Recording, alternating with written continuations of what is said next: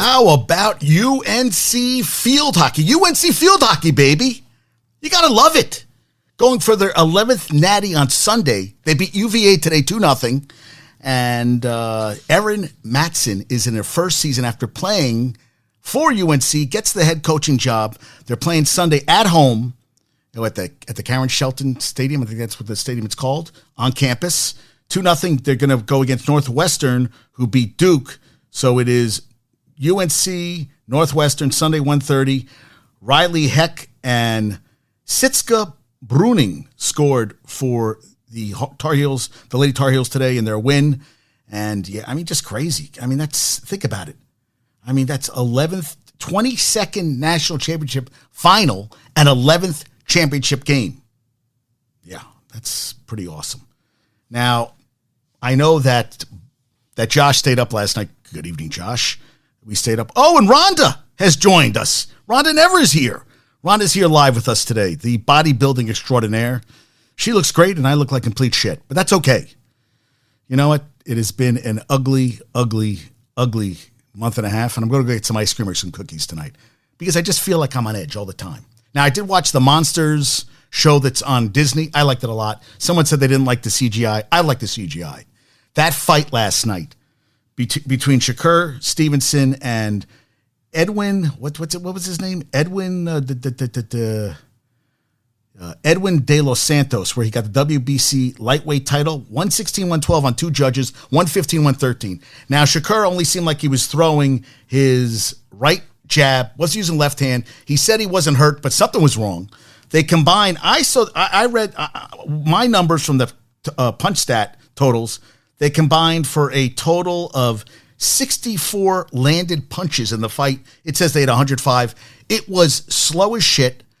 A fan was saying, I want a refund. It went on forever. 12 rounds, was torturous, boring. I mean, listen, this was for what was this for? This was for the WBC lightweight title. Lightweights are lightweights. They should be throwing nonstop punches. And I know Shakur doesn't like getting punched, and he does the defensive game that Floyd Mayweather did. And I've thought that a lot of times when I saw Floyd Mayweather fight, it was fucking boring.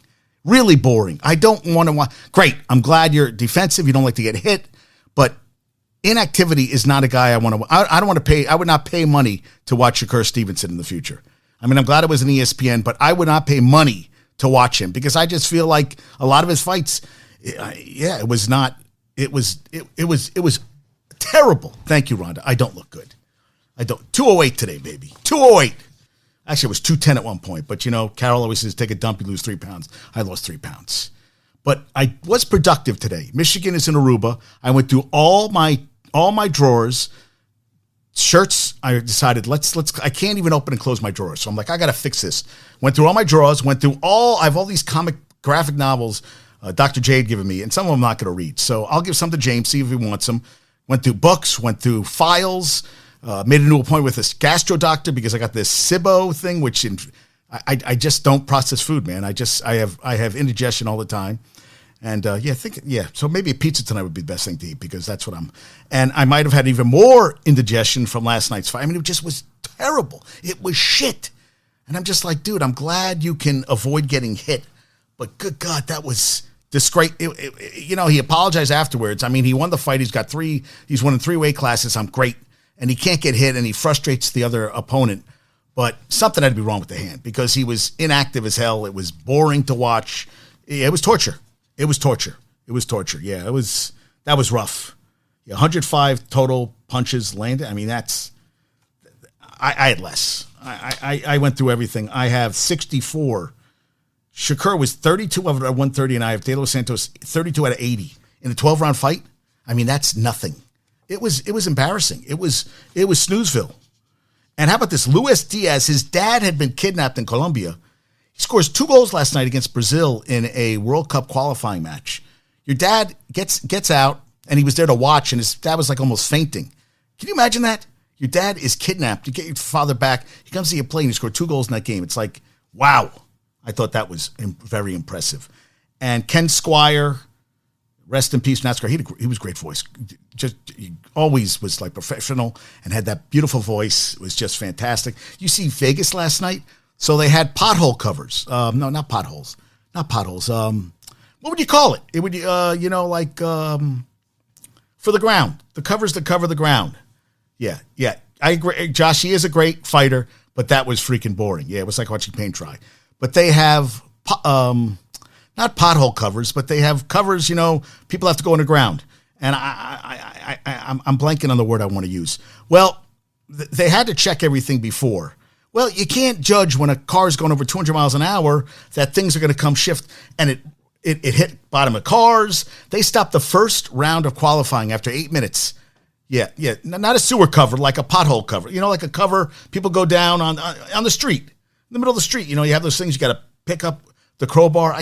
Manhole. They had manhole covers, and they had to be, make sure they were closed and covered. And they went through the whole thing, and they did that. But you can't judge by, it might be covered, but a car going 200 miles an hour just brings them up. So 8 minutes they got in, and then it delays all the other rounds of qualifying. And it didn't even start last night. I think the first round started like 12:30, and the next one started at 3 a.m. And then because that started later, you've got to wait 18 hours for the next round of qualifying. So everything's going to be pushed back. So who knows what time the race is going to be Saturday night? Because it's supposed to start 10 p.m. Pacific time.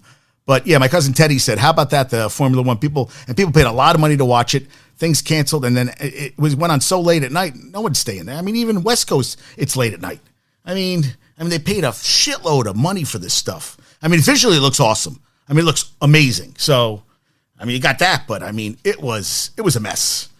What a crazy.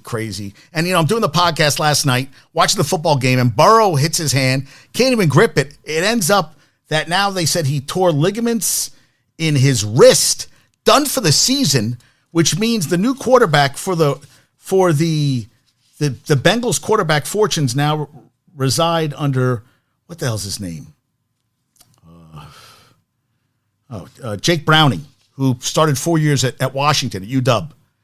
So Burrow, I think he left, what was it, 21-10 maybe? They ended up losing 34-20. And Jamar Chase had a touchdown in the last two catches for 12 yards.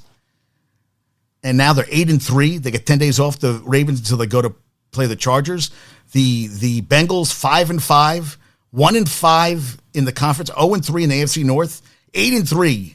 The Ravens, who had come in having blown 3 fourth-quarter leads this season, which was the most.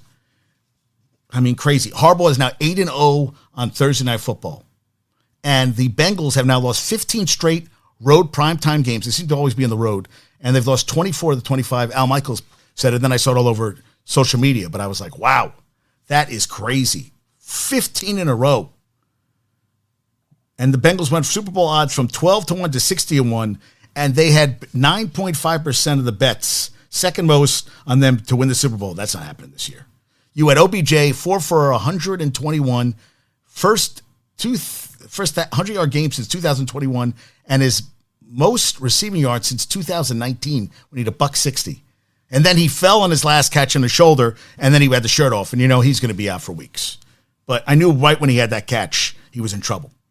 And Mark Andrews broke his ankle, they said, on a hip tackle, like a hip flip, whatever. And I'm like, it's football, it's tackling. But they're saying it with the way they tackled him, that they threw him. That's the way the leg gets caught underneath. What are you supposed to do when you're playing a football game? You're trying to tackle the guy. You're trying to bring him down. You're trying to, and Mark Andrews is a big dude. That is a very large man. And they're saying, maybe they got to look into that tackle. Listen, I did see the Pittsburgh game last night. I saw the highlight. Pittsburgh lost. Pittsburgh beat BC. BC bad loss. But one of the BC cornerbacks, lifted, like a projectile, jumped up, and thank God he kind of hit the side of his neck. But it could have been, and the guy got up. I guess it could have been. They called it target and they threw him out of the game. He didn't really hit him in the helmet. If he would, it would have been. But he actually just, like as a projectile, just jumped up. I never saw a guy do that. Jump in the air, like he jumped toward the guy. Like the way he did it, like at an angle. I was like, what the hell is going on here? I saw that. Yeah, it sucks. So Andrew's out for the season. Burrow is out for the season. And Bengals season, listen, Jake Browning looked good that first series, then it went down. And, I had Tyler Boyd. And, my saving grace is that I have Mr. Tucker as my kicker for the Bengals. He had 11 points, but I'm playing against Harris, so we'll see how that goes going forward. But, yeah, Bill Belichick does him the Commanders, the Chargers. Come on, guys. I mean, come on. This